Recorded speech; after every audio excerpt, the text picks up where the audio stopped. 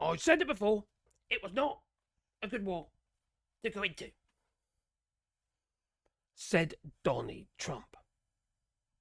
What an idiot. What a moron. You're a blonker, you are, Donny. A blonker. In the shape of a mushroom. Well, the United States has actually done quite well at this war, you know. You see, 70% of US money for Ukraine actually went to the US defense industry just to replenish their stocks of old stuff. Wasn't all new stuff. No. Besides, US munition, weapons manufacturing, they got a bit of a leg up, didn't it? They've done very well out of it. Although I have to say, the little people, they will not see any of that money. Because it all goes to the corporations. The corporations will be making shitloads of money off the back of this war. And the little people who are paying for it will get diddly squat. Well, I suppose you've got to look at the bright side. The costs of destroying old stocks of munitions, well, didn't need to pay for that, did you? No. You just sent it all to Ukraine. I'm sure they appreciated it, which they did. But this has been a massive commercial opportunity. And it's the best deal that the United States has ever negotiated. They have done very well out of this war. They keep going on about how much money we spend on NATO. Not forgetting that Ukraine is not actually in NATO, or it should be. It's a percentage of your GDP, your gross domestic product.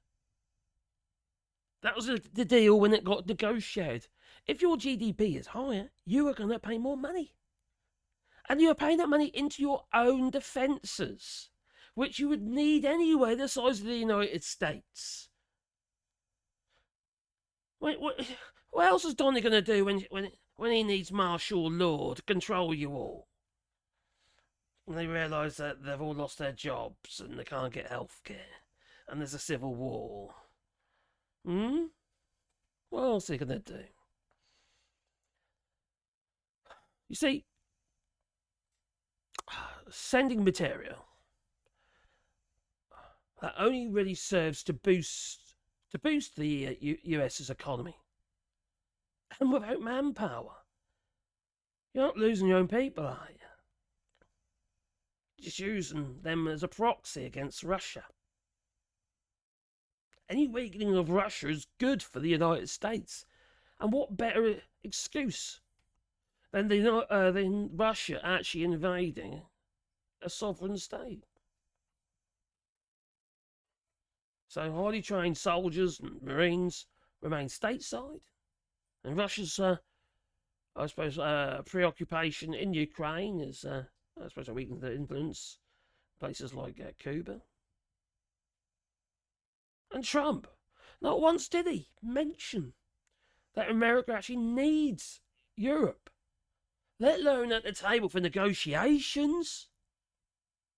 Because nothing's going to be agreed. They're wasting their time. Or is it going to be an excuse so Donald Trump can walk away from Ukraine and say, well, if you're not going to accept the deal, well then you're not going to get our munitions. I'm sure there'll be a bit of lobbying going on after that, mind. Now, Ukraine will never accept deals behind our backs, they said. Now, the same rule will obviously apply to all of Europe. No decisions about Ukraine without Ukraine. No decisions about Europe without Europe, he said. What could Donald Trump say? It was not a good war to go into. The thing is, he's so narrow-minded. So narrow-minded. They're not deep thinkers. No lateral thinking at all. The United States needs Europe to be secure. It needs Europe to have security. It's really important for the United States. For a start, US economy is very reliant on EU supply, vice versa, and trade. Now, if, well, the United States pulls out, I wish Donald Trump's father did. But anyway, Ukraine war briefing. Nothing about Ukraine without Ukraine, says European ministers. We can't join NATO. We must build our own, says Zelenskyy. Now, there was a lot of mocking going on during the Brexit campaign about a European army. Oh, no, can't have a European army. There was never going to be a European army. It was just basically the European version of NATO, where members of or big countries in Europe could apply to join. Probably not Russia, though. So if we can't join NATO, we must build our own, says Zelenskyy. He's bang on right. We can no longer rely on international security with the United States being at the helm. Because even though Donald Trump might not be the next president of the United States, there's no saying, we don't know whether or not the next president of the United States will have a similar mentality of isolation.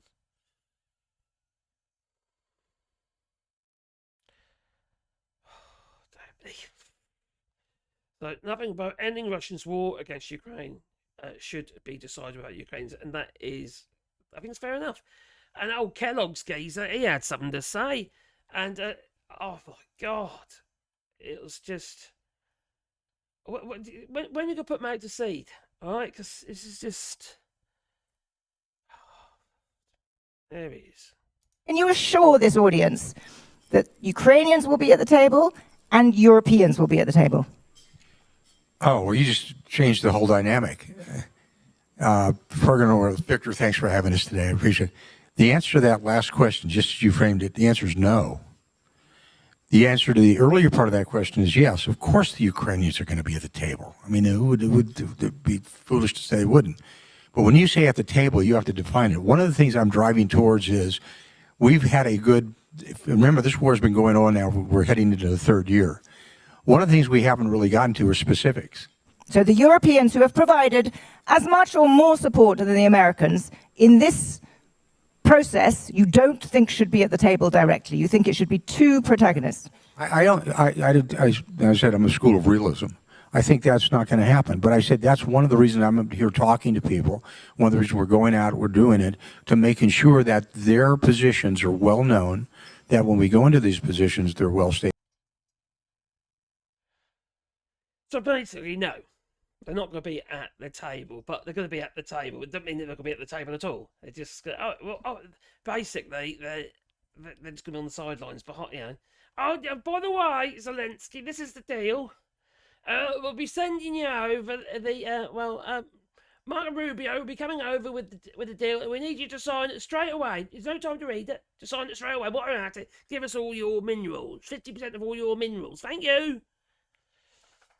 Oh, by the way, if you don't sign it, we're not going to supply any munitions. It's just, it's just nuts. It's absolutely bloody nuts. The Zelenskyy, to me, is pretty rational. My dog's barking in the background, though. Or coughing, I should say. Oh dear. There we are. Zelenskyy.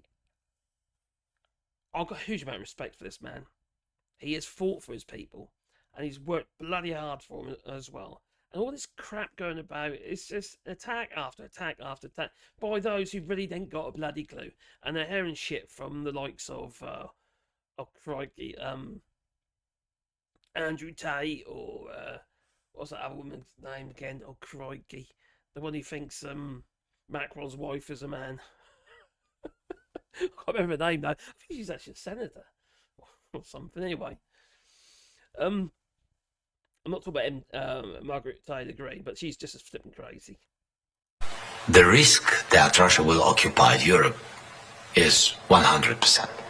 If the United States pulls out of NATO, yes, Russia will occupy Europe. Yes, not all the Europe. They will begin from those countries, as I said, who are big our friends, but small countries who've been in the USSR and the Soviet Union. They will begin and we'll see what will be the answer. But Europe will not answer because they don't have. They will begin to defend itself. Each country defend itself. And at this moment, so Russia will get all the successes with all the territories they will want. I don't know, they will want 30% of Europe, 50, I don't know, nobody knows. But they will have this possibility.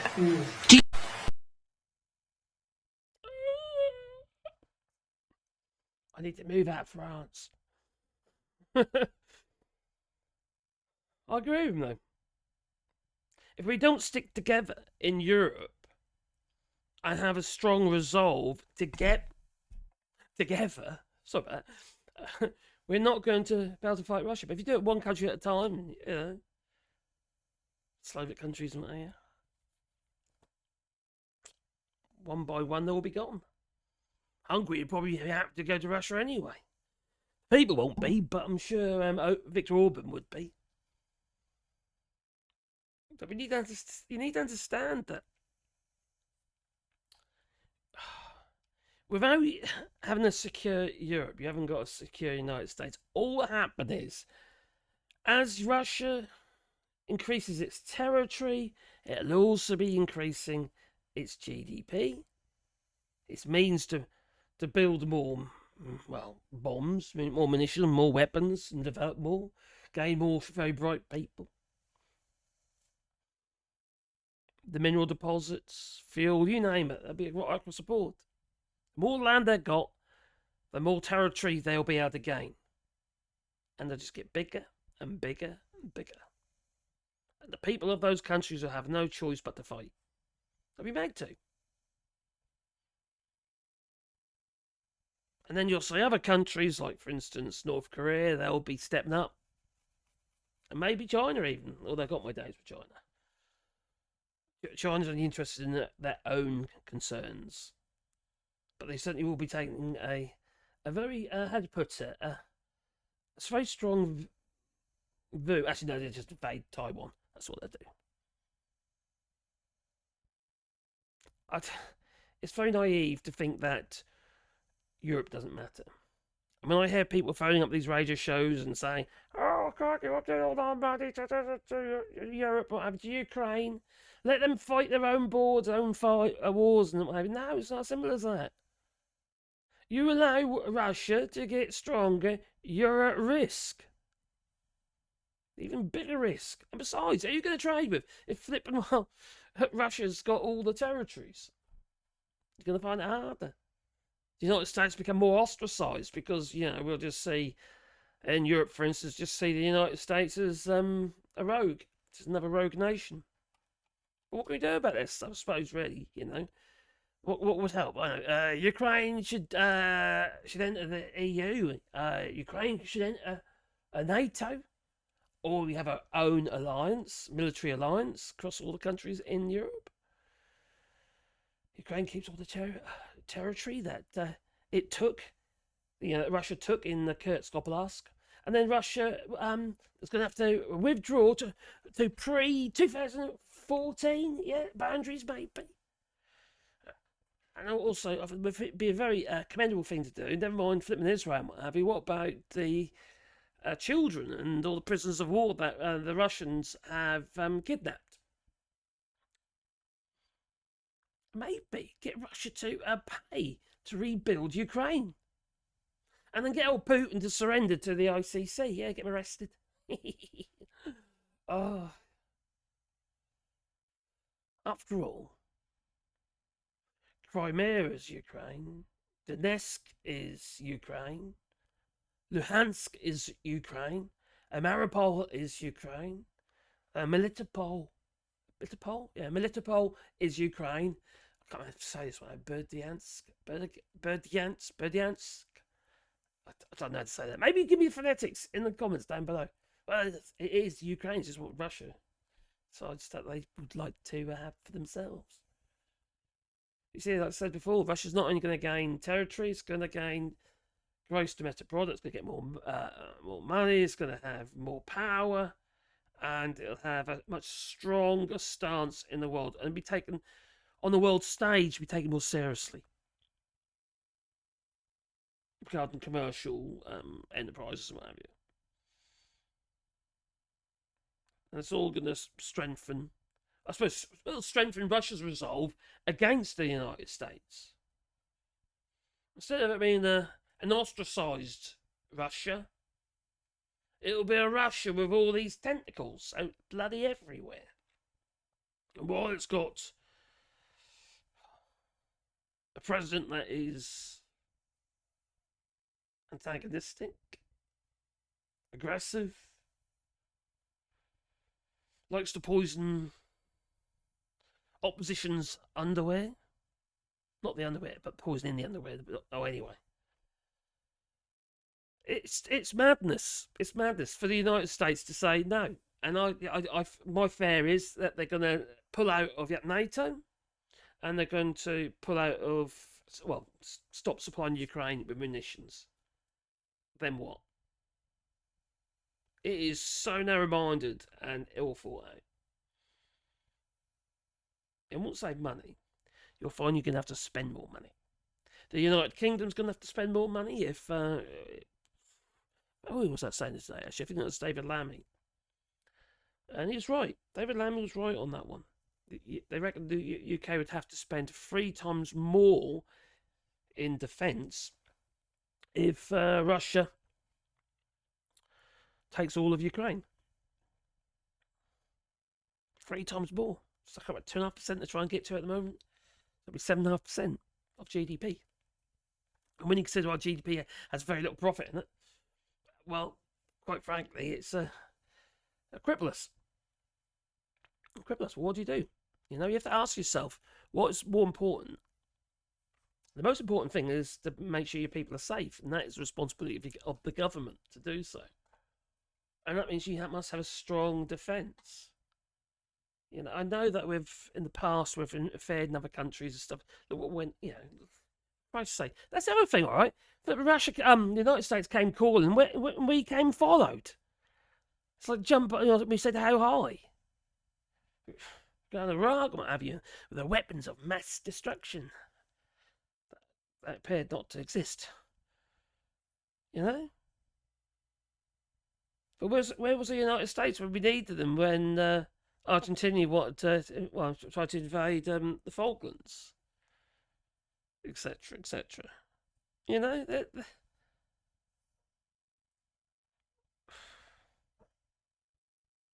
oh, I don't know. I do wonder sometimes. What do you think? Please leave it in the comments down below. How do you see this all ending? That's what I'd like to have an idea of. Is there any light at the end of the tunnel? This is going to drag out and drag out and drag out. Because even Donald Trump at the helm, oh my God, he's going to blurt all this stuff. And all that's going to be is an excuse to remove the United States from the table. That's what it's going to be. He's trying to create a get out. Because Ukraine is going to be basically forced to say no to any deal. The choice. He can't obviously agree to something that's not going to be in their best interest. It might be an amazing deal. We'll see. But I've got my doubts. I've very much got my doubts.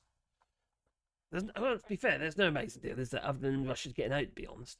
Anyway, you tell me. Please leave it in the comments down below. But please, people, like button and maybe subscribe to the channel. Little bell